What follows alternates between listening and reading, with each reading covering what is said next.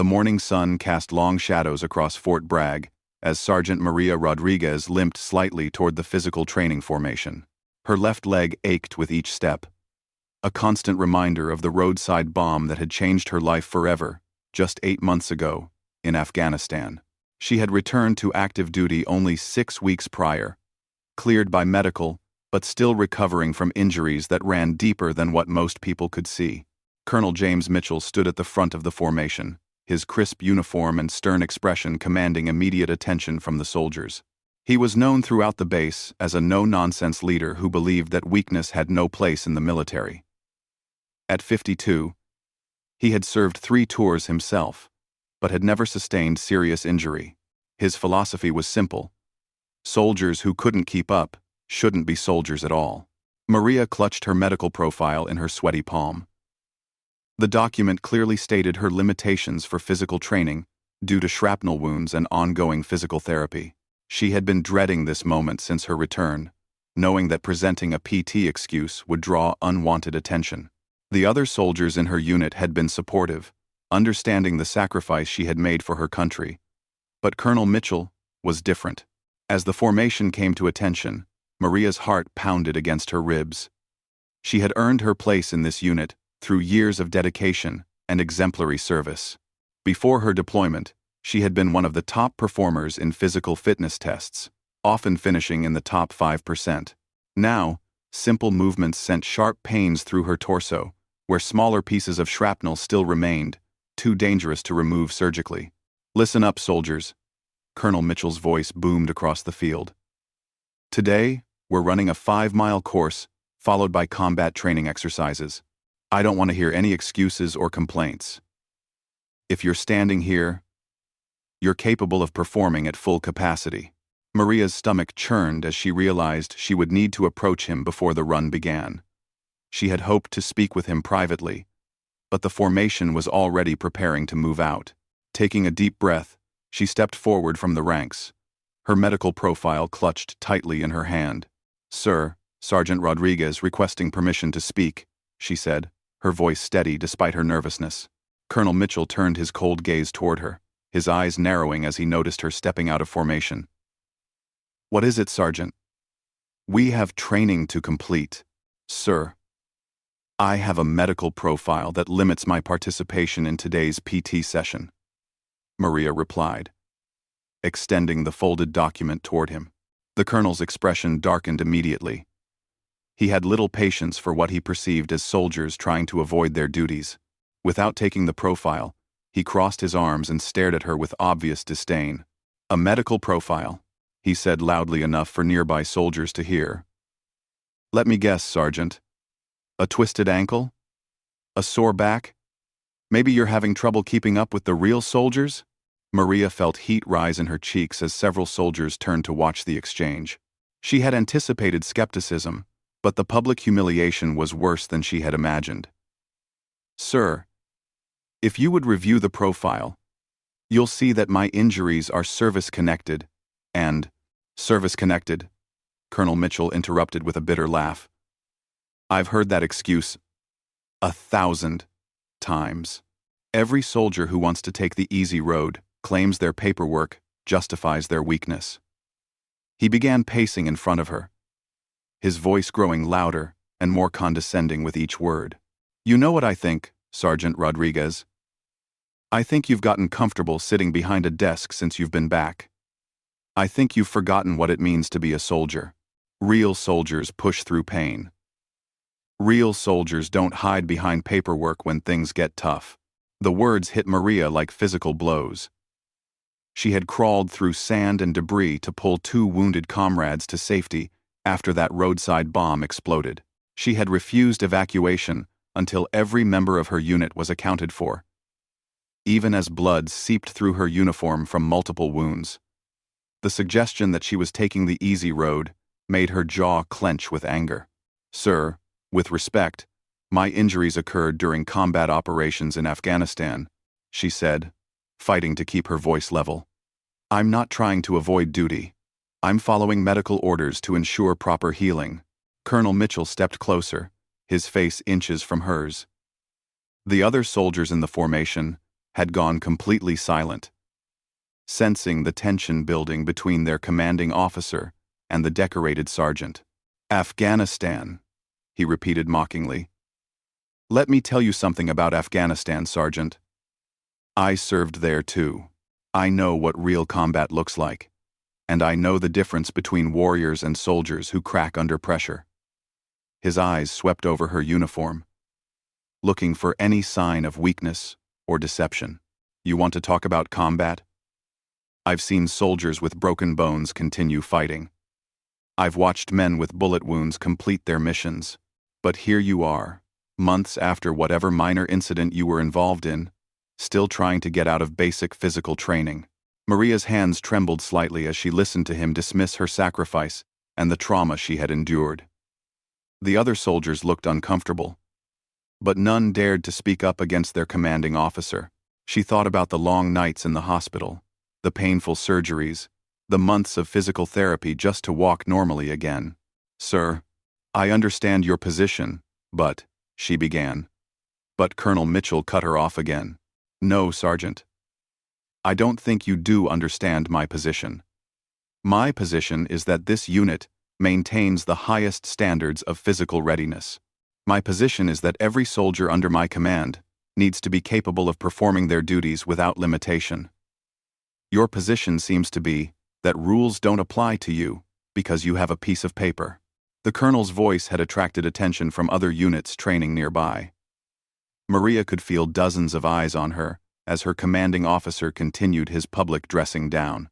She had two choices: continue trying to explain her situation and risk further humiliation, or demonstrate exactly why she had been granted the medical profile. You know what, Sergeant Rodriguez? I'm tired of hearing excuses. If you want to be part of this unit, you'll participate in PT like everyone else. If you can't handle that, maybe you need to consider whether the military is still the right place for you. The threat was clear. Colonel Mitchell was essentially telling her to choose between following her medical orders and keeping her military career. Maria had worked too hard and sacrificed too much to let his ignorance end her service. But she also knew that words alone would never convince him of the reality of her injuries. The morning air felt thick with tension as Maria stood at a crossroads that would define not only her immediate future but her entire military career. She looked at the medical profile in her hand, then at the faces of her fellow soldiers, and finally at the colonel who stood before her with absolute certainty that he was right about her character. In that moment, Maria made a decision that would change everything. Sometimes, the only way to make someone understand the truth is to show them exactly what that truth looks like. She had hidden her scars under uniforms and long sleeves since returning to duty, protecting herself from stares and questions. But now, protecting herself was no longer an option. The formation remained silent as Maria reached for the zipper of her PT jacket, knowing that what she was about to reveal would either vindicate her completely or end her military career forever. Maria's fingers trembled as she slowly unzipped her gray PT jacket. The sound seemed unnaturally loud in the silence that had fallen over the formation. Colonel Mitchell watched with growing impatience, clearly expecting this to be another dramatic gesture meant to gain sympathy. He had seen plenty of soldiers try to manipulate situations with emotional displays. "Sergeant, what exactly do you think you're doing?" he demanded, his voice sharp with irritation. "This is neither the time nor the place for—" His words died in his throat as Maria pulled the jacket open and let it fall from her shoulders. The collective gasp from the soldiers behind her was audible. Even Colonel Mitchell's stern expression faltered as his eyes took in the devastating evidence of what Maria had endured. Her black PT shirt revealed a roadmap of surgical scars and healed wounds that covered her arms and extended across her torso. But it wasn't just the scars that told the story. It was the way they clustered and intersected, creating a pattern that could only come from an explosion. The largest scar ran from her left shoulder down to her elbow, where surgeons had worked to remove a piece of metal that had nearly severed an artery. Smaller marks dotted her forearms like a constellation of pain, each one representing a fragment of the roadside bomb that had nearly killed her. On her right arm, A patch of skin showed the distinctive puckering that comes from deep puncture wounds. "Jesus Christ," whispered Private Thompson from the second row, unable to contain his shock. Colonel Mitchell's face had gone pale, but he quickly tried to regain his composure. Years of military leadership had taught him never to show weakness or admit error publicly. "Sergeant Rodriguez, you can put your jacket back on. This doesn't change the fact that you need to—" "No, sir," Maria interrupted firmly, her voice carrying a strength that hadn't been there moments before. "You wanted to see what real combat looks like. You wanted to know the difference between warriors and soldiers who crack under pressure. Take a good look." She turned slightly to show the scars that extended down her left side, where shrapnel had torn through her uniform and into her ribs. The medical profile, in her other hand, fluttered in the morning breeze as she spoke with a clarity and power that commanded attention. "October 15th, last year. Route Tampa. 12 kilometers outside Kandahar. My unit was conducting a routine patrol when an IED detonated directly under our lead vehicle." Her voice was steady now, no longer the uncertain tone of someone asking for permission. She was stating facts, giving a mission report. "The explosion killed our driver instantly and threw our gunner 30 feet from the vehicle. Sergeant Williams had a broken back. Corporal Jackson was unconscious with a severe head injury. I was closest to the blast site when it happened." Colonel Mitchell found himself listening despite his desire to maintain control of the situation. Other soldiers in the formation had completely abandoned any pretense of military bearing, staring in fascination and growing respect at their fellow soldier. "The first piece of shrapnel," Maria continued, pointing to a particularly prominent scar on her upper arm, "went through my sleeve and embedded itself in the bone. The medics said another inch, and it would have hit the main artery. I would have bled out in the sand." She traced another scar with her finger, one that ran across her collarbone. This one came from the vehicle's armor plating. When the blast hit, pieces of our own protection became projectiles. The irony wasn't lost on me while I was lying in the hospital. "Sergeant," Colonel Mitchell tried to interrupt again, but Maria was no longer the uncertain soldier who had approached him minutes earlier. She was a combat veteran telling her story, and she wouldn't be silenced. "I stayed conscious through the entire attack. While bleeding from multiple wounds, I helped pull Sergeant Williams to cover behind a concrete barrier. I applied pressure to Corporal Jackson's head wound and called in our position for medical evacuation. I didn't leave that position until the medevac helicopter arrived, even though the enemy was still firing at us from a ridgeline 400 meters away. The formation had grown to include soldiers from nearby units who had heard the commotion. Word was spreading quickly that something significant was happening on the PT field. Maria could see some of the newer soldiers looking at her with expressions of awe and respect.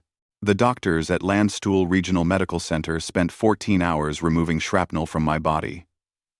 They got most of it, but not all. There are still 3 pieces too close to vital organs to safely remove. They'll be with me for the rest of my life." Colonel Mitchell's mouth opened as if to speak, but no words came. The medical profile he had dismissed so casually now seemed to weigh 1,000 pounds in Maria's hand. 6 surgeries, she continued, her voice growing stronger with each word. 4 months of physical therapy. Another 2 months of evaluation before they would even consider allowing me to return to active duty. And when I finally got clearance, it came with restrictions because the medical board knows something you apparently don't understand. She took a step closer to the colonel, close enough that only he could hear her next words clearly. "Real warriors know their limitations. Real warriors know when to push through pain, and when pushing through pain could get people killed. I'm not avoiding PT because I'm weak, sir. I'm following medical orders because I'm responsible enough to know that my teammates deserve a soldier who can perform at 100% when it matters, not someone who's too proud to admit they have limitations." The silence stretched between them as Colonel Mitchell struggled with the reality of what he had just witnessed. His entire worldview about this soldier had been shattered in the space of a few minutes. The woman standing before him wasn't making excuses, she was demonstrating exactly the kind of judgment and self-awareness that he should want in his soldiers. Private First Class Williams, who had been standing 2 rows back, suddenly spoke up. "Sir, Sergeant Rodriguez saved my brother's life in that attack. Tommy Williams, Charlie Company. She carried him 200 meters to the evacuation point while taking fire. Other soldiers began to murmur among themselves, sharing stories they had heard about Maria's service record, her commendations, her reputation as someone who never left anyone behind. Colonel Mitchell found himself looking at the scars again, trying to process what he was seeing. Each mark told a story of sacrifice and dedication that far exceeded anything he had experienced in his own deployments. He had commanded from bases and forward operating posts, making tactical decisions but never experiencing the direct, personal cost of combat that Maria had endured. "The funny thing about this medical profile," Maria said, holding up the document he had refused to read, "is that it doesn't just list my limitations. It also details my capabilities. According to the medical board, I'm still fit for duty in every capacity except high-impact physical training and combat operations requiring extended physical exertion." She began putting her jacket back on, covering the evidence of her sacrifice. "But you didn't bother to read it, did you, sir? You just assumed that any request for accommodation was weakness. You decided that a soldier asking for consideration was taking the easy road." The jacket zipped up, hiding the scars but not erasing the impact of what everyone had just witnessed. Maria stood at attention, her posture perfect, despite the pain she carried every day. "I didn't ask to be excused from PT because I'm lazy or weak, Colonel Mitchell. I asked because I'm smart enough to know that pretending limitations don't exist is how people get hurt. It's how missions fail.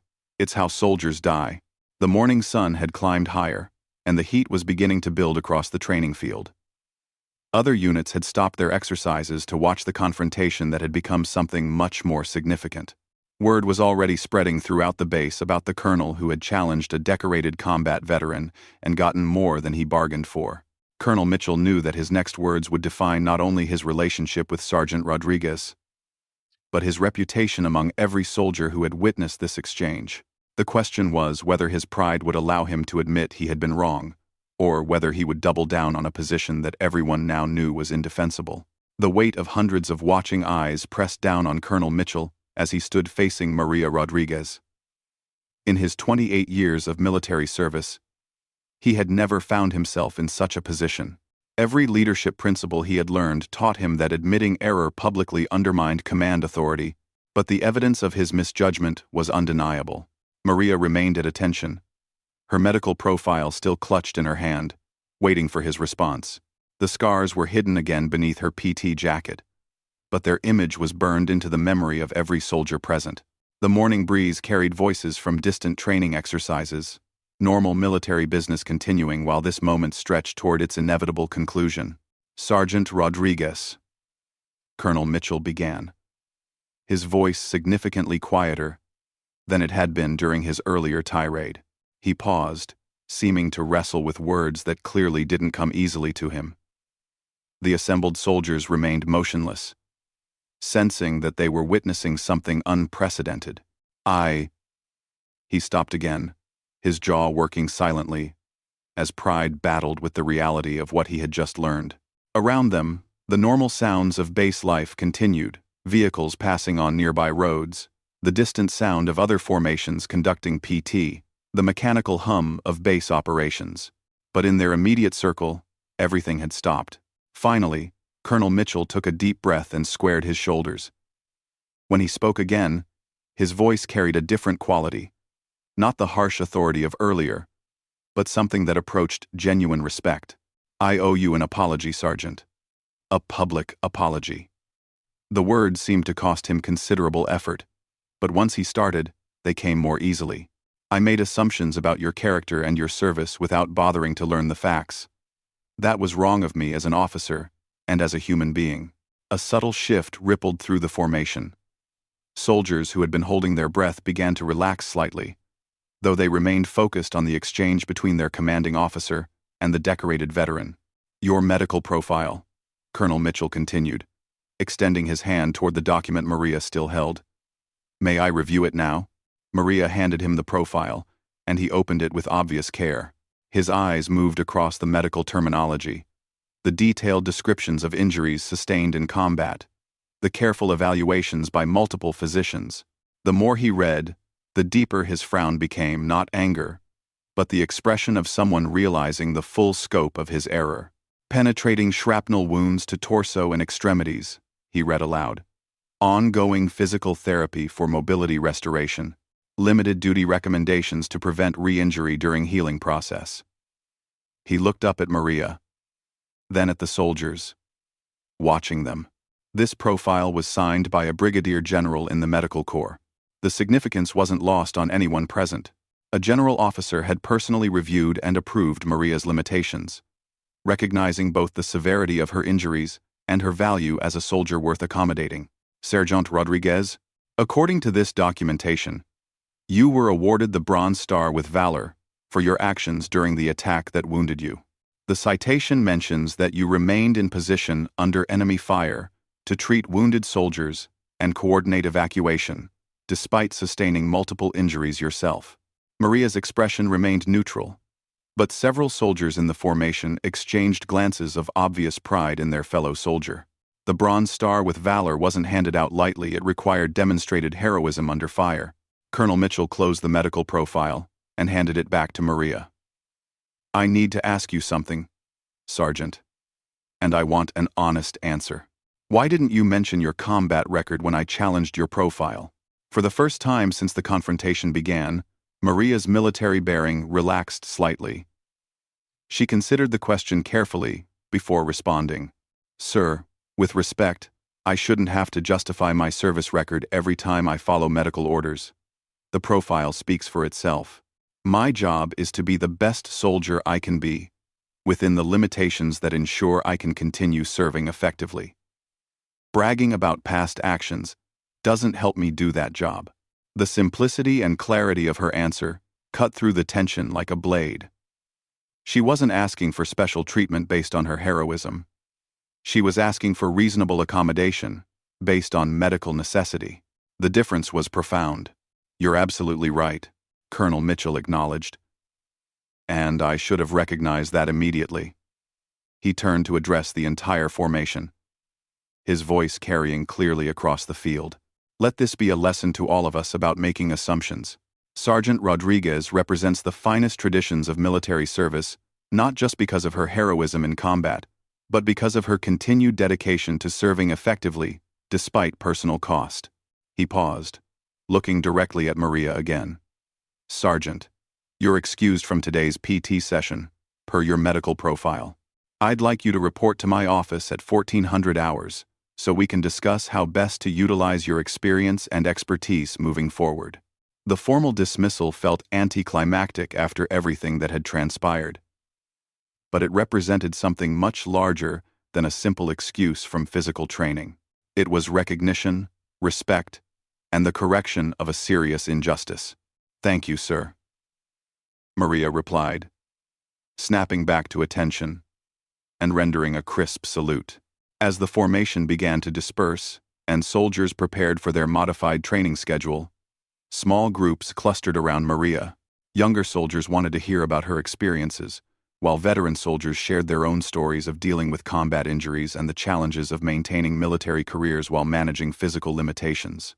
Private Thompson, who had gasped at the sight of her scars, approached hesitantly. Sergeant Rodriguez, I just wanted to say, I'm sorry for what happened here today, and thank you for showing us what real courage looks like. Maria smiled at the young soldier.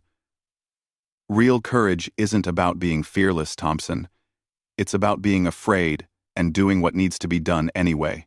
It's about knowing your limitations and working within them to accomplish the mission. As the conversation continued, Colonel Mitchell watched from a distance. He had learned something important about leadership that morning. Something that wasn't taught in any manual or training course. Real leadership required the humility to admit when you're wrong and the wisdom to learn from those under your command. That afternoon, when Maria reported to his office as ordered, Colonel Mitchell offered her a position as a training instructor for new soldiers heading to combat zones. Her experience with medical profiles and combat injuries, combined with her obvious dedication to service, made her uniquely qualified to help other soldiers navigate the challenges she had faced. I want you to develop a program, he explained, that helps soldiers understand the difference between legitimate medical limitations and malingering. Too many commanders make the same mistake I made today. Maybe you can help prevent that." Maria accepted the assignment, seeing it as an opportunity to help both soldiers and officers better understand the complexities of combat injuries and recovery. Her program would eventually become a model used throughout the military, helping thousands of wounded warriors receive appropriate care while maintaining their military careers. The story of the colonel who mocked a soldier's PT excuse spread quickly through military social media and veteran networks. It became a cautionary tale about the importance of reading medical profiles carefully and treating all soldiers with the respect they deserve. But for those who were present that morning, it was something more personal, a reminder that heroism comes in many forms, and that sometimes the greatest courage is shown not in dramatic moments of combat, but in the quiet dignity of someone refusing to be defined by their limitations. Maria continued serving for 6 more years before retiring as a master sergeant. She never again had to justify her medical profile to a commanding officer. Not because word of the confrontation with Colonel Mitchell had spread, but because she had learned to advocate for herself, with the confidence that comes from knowing your worth isn't defined by others' perceptions. Colonel Mitchell, for his part, became known as an officer who took time to understand his soldiers' circumstances before making judgments. The lesson Maria taught him that morning influenced every leadership decision he made for the remainder of his career, making him a better officer and a better man.